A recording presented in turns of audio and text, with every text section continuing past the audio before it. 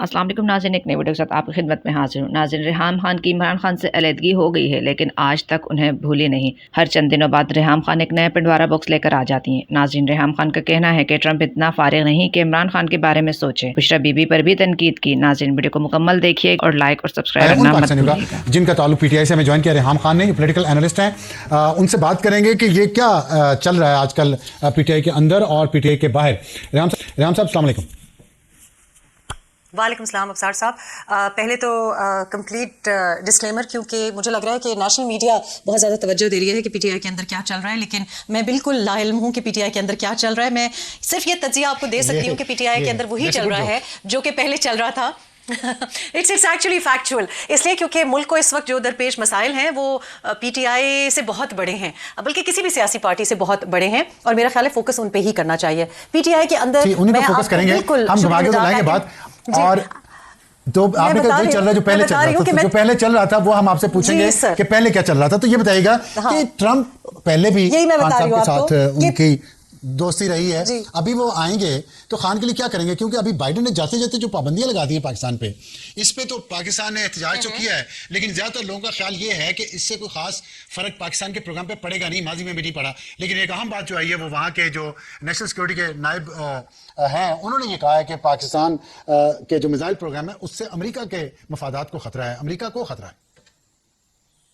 तो basically PTI में तो मैं एक तुक्का आपको लगा के बता सकती हूँ कि पीटीआई में तो एक पावर ग्रैबिंग चल रही है, और वो everyone is going to be trying their luck. सब अपनी किस्मत आजमाई कर रहे हैं कि कौन इस वक्त पावर ग्रैब कर सके। और दूसरी तरफ इतने ज्यादा हैं, आपका प्रोग्राम खत्म हो जाएगा। तो जाहिर है पहले तो फैमिली में ये काफी ज्यादा एक डिवीजन ऑफ इनहेरिटेंस कह लें या नाम के ऊपर बहस और पावर टसल चल रही होगी। लेकिन इसके अलावा आपके प्रोग्राम पे भी आपके बार बार जो लोग आते हैं, फवाद चौधरी साहब भी दोबारा किस्मत आजमा रहे हैं, कुछ और लोग भी जो कि रोते धोते हमें दिखाई दिए हैं और पस मंजर से बिल्कुल गायब थे, वो भी वापस आ गए हैं।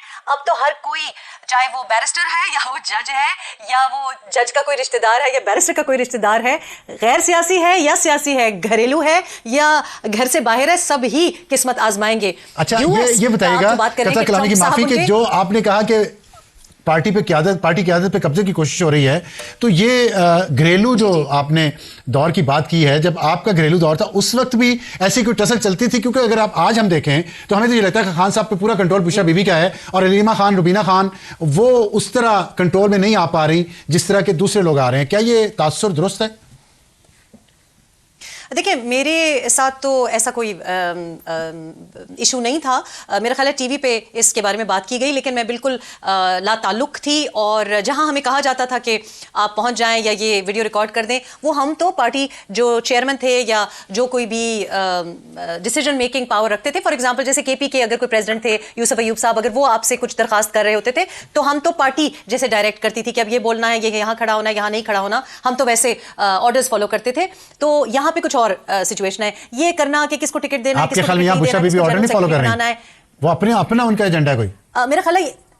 मेरा ख्याल है कि यहाँ पे तो ऑर्डर दिए जा रहे हैं ना, ये तो उन्होंने खुद ही ऑब्वियसली बहुत दफ़ा पार्टी ने ये कहा है कि जी सीएम हाउस में बुलाया, तो अगर कोई बुला रहा है आपको तो ज़ाहिर ऑर्डर ले तो नहीं रहा ना, ऑर्डर दे रहा है। तो ये बिल्कुल ही डिफरेंट डायनामिक्स हैं। तो ना तो मुझे ऐसा कोई शौक था और ना मैंने ऐसा कोई कदम रखा भी, कभी सेक्रेटेरिएट में भी कभी कदम नहीं रखा। अगर सीएम साहब ने आपको किसी वजह से बुलाया है, किसी लंच पे बुलाया है, बहसियत एक आप +1 के अगर गए हैं, वो और बात है, लेकिन ऐसा कभी नहीं हुआ। ये तो मंजर ही बिल्कुल मुख्तलिफ है। बहरहाल कमिंग बैक टू कि ट्रंप दोस्ती दोबारा निभाएंगे कि नहीं निभाएंगे, देखें ट्रंप इस तरह मुख्तलिफ है जी, क्योंकि मैं तो एक तो सियासत में ना मुझे कोई इंटरेस्ट था, तो ना तो मुझे उसमें कोई एंट्री दी गई, ना मैंने ऐसी कोई तजावीज़ दी, ना मैंने ऐसी कोई मदाखलत की। ये अगर लोगों को अब चूंकि सब सच बोलने शुरू हो गए हैं, तो वो लोग जो कि अब खारिज भी कर दिए गए हैं पार्टी से, जो कि मेरे ही लिए, आपको याद होगा ये जो सिंगर साहब हैं जिनको आज खारिज कर दिया गया है पार्टी से, उन्होंने बहुत सख्त जबान थी, तो तब ऐसा कुछ नहीं होता। जी, तो उनको उस वक्त नहीं खारिज किया गया था, लेकिन उस वक्त हालात बहुत मुख्तलिफ थे। मुझे टीवी से पता चलता था कि जहांगीर खान तरीन को जनरल सेक्रेटरी बना दिया गया है और मैंने बना दिया है, पर ऐसा कोई ना तो मेरी कोई इन्वॉल्वमेंट थी, ना मेरी कोई ऐसी ख्वाहिश थी। हाइंडसाइड में आप ये नहीं देखती या सोचती कि ये जो अभी बुशरा कर रही है, ठीक कर रही है कि सलमान अहमद ने जरा सी तनकीद की उठा के पार्टी ने बाहर फेंक दिया, आपको भी इसी तरह थोड़ा सा ज्यादा कंट्रोल रखना चाहिए था? नहीं जी, मैं इसलिए नहीं हाइंडसाइट में या आज मैं तो बल्कि ये सोच रही हूँ कि अल्हम्दुलिल्लाह कि अल्लाह पाक ने मुझे मेरी इनोसेंस में बचा लिया, क्योंकि आज मेरा ये हाल हो रहा होता तो मैं तो I am very very happy कि आज मैं ऐसी किसी सिचुएशन में नहीं हूँ कि जहाँ मेरे ऊपर कीचड़ भी उछाला जाए और एविडेंस के साथ। देखिए जो मेरे बारे में बातें की गई ना, तो वो तो जाहिर है बहुत ही अजीब किस्म की थी, पर उनकी एविडेंस कोई नहीं थी। लेकिन आज अगर मैं ऐसी कोई हरकतें करती, चूंकि वो मेरी नेचर ही में नहीं है, तो जो हम तजावीज़ दे रहे थे, जैसे कि कोई भी मुखलिस दोस्त देता है कि जी गाली गलूच नहीं करनी चाहिए, ओए ओए करके बात नहीं करनी चाहिए, या अपने जो सियासी हरीफ हैं उनको इज्जत से और डिप्लोमेटिक और पार्लिमानी जबान इस्तेमाल करनी चाहिए, वो तो मेरा ख्याल है घर के लोग कहते ही हैं। लेकिन ये करना कि टिकट किसको देना है या इस्तिखारा करके सेनेट डिसाइड करना, ऐसी ना मेरी लाइफस्टाइल है, ना मेरी ऐसी कोई नेचर है। तो मैं तो अल्लाह का लाख लाख शुक्र अदा करती हूँ कि मुझे बचा लिया गया। कमिंग बैक टू ट्रंप की दोस्ती, और देखे ना अब दोस्ती वो निभा रहे हैं ना, तो वो दोस्ती निभाएंगे इलॉन मस्क से, जो उनके काम का बंदा है, जिसने 3 स्विंग स्टेट से ज्यादा उनको खरीद के दे दी। अगर वो दोस्ती निभाएंगे ना, तो वो दोस्ती शायद जेफ बेजोस से निभाई, जिनके साथ वो रात का खाना खा रहे थे। अगर वो दोस्ती निभाएंगे तो शायद वो मार्क ज़करबर्ग से निभाएं, या फॉर एग्जांपल अपनी किसी ऐसे दोस्त से निभाएं जो उनके काम आ सकते हैं। उनको पीटीआई के बानी की दोस्ती निभाने का कोई ना फायदा है ना कोई शौक है। और आप डिमांड तब करते हैं जब आपकी कोई पोजीशन बार्गेनिंग की होती है। तो ये जो बातें कर रही है पीटीआई और जो किए जा रही है, वो बेसिकली अपने को अलाइव रखने के लिए, जिंदा रखने के लिए, जिस सपोर्टर और वोटर को इतना बर्बाद किया पाकिस्तान पे अमेरिका ने लगाई है, इसका जो लिंक जोड़ा जा रहा है खान साहब की रिहाई से और मुज़ाकरात से, मुफाहमत से, डील से, और पीटीआई यूएस से बहुत खुशियां मना रही है, इसका आपस में कोई ताल्लुक नहीं है?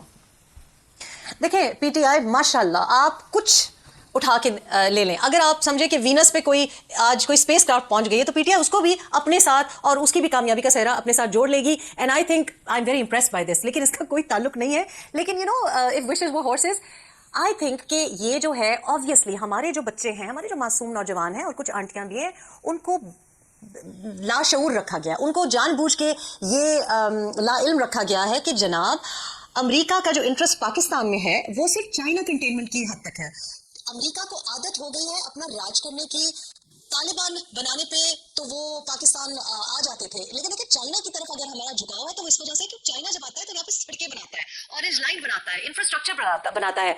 तो पाकिस्तान के ऊपर ये जो सैंक्शंस लगी हैं, ये पहले भी लगी हैं, ये सैंक्शंस चाइनीज कंपनीज पे भी लगी हैं। ये इस वक्त चाइना के ऊपर चूंकि इस तरह से चढ़ाई यूएस कर नहीं सकता, और जब भी ट्रंप साहब आते हैं तो वो ईरान को भी आंखें दिखाते हैं और इस किस्म की बातें करते हैं। यानी कि एक पॉपुलिस्ट प्रेसिडेंट जब आता है, पॉपुलिज्म की वजह से, बताइएगा कि आपके ख्याल में आने वाले दिनों में हम क्या देखेंगे? पीटीआई पाकिस्तान यूएस के दरमियान ये सारा कैसे चलेगा मामला?